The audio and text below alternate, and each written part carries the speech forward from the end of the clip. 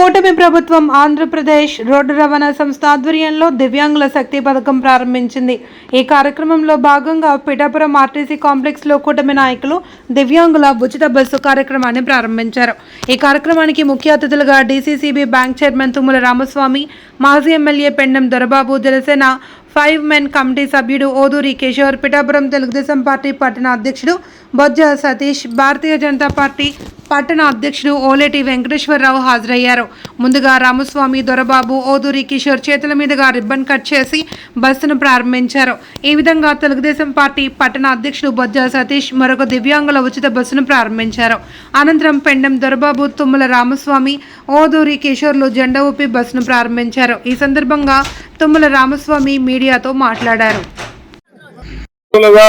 ఉన్నవారు కూడా 50% రాయితీ కల్పించడం జరుగుతా ఉంది.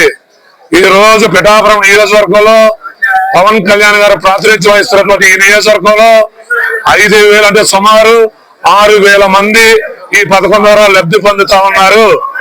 ఇది కూటమి ప్రభుత్వం యొక్క చిత్తశుద్ధిని ఈ సందర్భంగా పిఠాపురం నియోజకవర్గం తరఫున ప్రజలందరికీ కూడా తెలియజేసుకుంటా ఉన్నా. పవన్ కళ్యాణ్ గారు పిఠాపురం నియోజకవర్గం శాసనసభకి ప్రాతినిధ్యం వహించిన దగ్గర నుంచి అనేకమైనటువంటి కార్యక్రమాలు పిఠాపురం నియోజకవర్గ ప్రజలు లబ్ధి పొందుతా ఉన్నారు. దాంట్లో భాగంగానే ఈ రోజు దివ్యాంగ శక్తి పథకం ద్వారా 2 ఉచిత బస్సులు ఏర్పాటు చేయడమే కాకుండా జిల్లాలో 155 ఉచిత బస్సుల్లో వీరందరికీ కూడా ప్రయాణం చేయడానికి ప్రభుత్వం వీలు కల్పించింది. ఈ రోజు పవన్ కళ్యాణ్ గారు ఆదేశాల మేరకు కేవలం ఉచిత బస్సే కాకుండా వీరందరికీ కూడా ఉచితంగా పిఠాపురం నియోజకవర్గంలో భోజనం సౌకర్యం కూడా కల్పించి ఈ రోజు వారి దగ్గర ఉండి ఒక సోదరుల దివ్యాంగులందరినీ చూసుకుని పంపించడం జరుగుతుందని ఈ సందర్భంగా